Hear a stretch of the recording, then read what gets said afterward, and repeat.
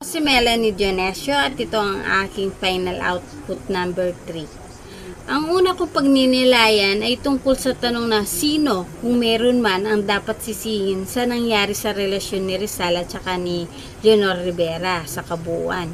Para sa akin, ang ina ni Leonor ay isa lamang sa may malaking bahagi sa pagkasira ng relasyon nila. Dahil sinuhulan niya yung kartero, itinago niya yung sulat at pinilit si Leonor na pakasalan si Henry Keeping.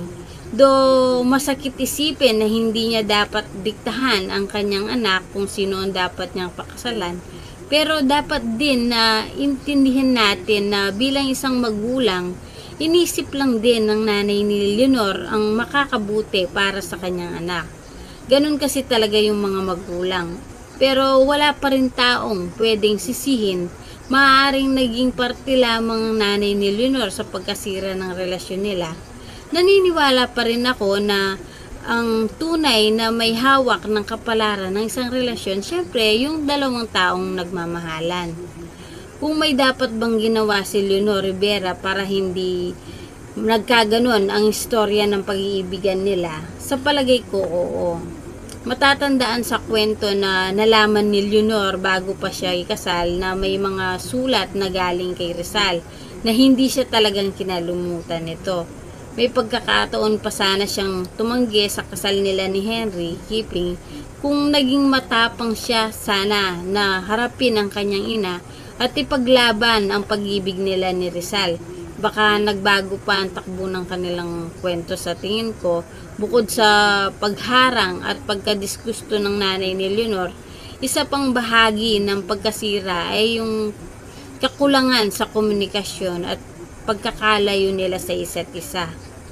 At isa pa dito, ang mga kababaihan nun walang boses at kailangan nilang sumunod sa mga magulang. Kumpara sa mga kababaihan ngayon, malakas ang loob nila at mas may kalayaan sila na ipaglaban yung sarili nilang desisyon. Sa parte naman ni Rizal, kung dapat bang may ginawa si Jose Rizal para hindi sana nauwi sa ganong resulta yung kanilang naging love story, sa tingin ko, oo. Siguro kung mas naging malinaw siya kay Leonor sa kanyang mga plano at naging masinsin ang kanyang komunikasyon kahit mahirap pang sitwasyon, baka may iba pang kinahinatnan ng kanilang relasyon. Naintindihan ko na may misyon siyang kailangan tuparin para sa bayan, pero minsan ang tunay na pagmamahal ay nangangailangan din ng personal na sakripisyo para sa taong mahal mo. Masasabi ko na hindi sila modelo ng isang romantikong relasyon. Una, magkamag-anak sila na kung sa paningin ng karamihan ngayon siyempre hindi yun katanggap-tanggap.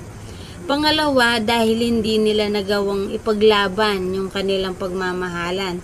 Sa kabila ng pagsubok at saka yung mga balakid sa kanilang relasyon, kumbaga wagas man o gaano man katotoo ang relasyon nila, hindi naging sapat yung mga hakbang at marami silang mga naging pagkukulang.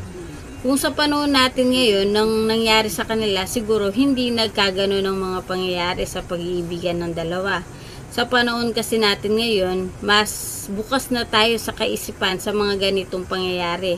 Tsaka mas malawak yung mga kaalaman sa mga ganitong sitwasyon, lalo na ngayong panahon na ito. Marami na tayong pwedeng gawin para masunod yung mga damdamin natin, para ipagpatuloy kung ano man ang ating mga gusto.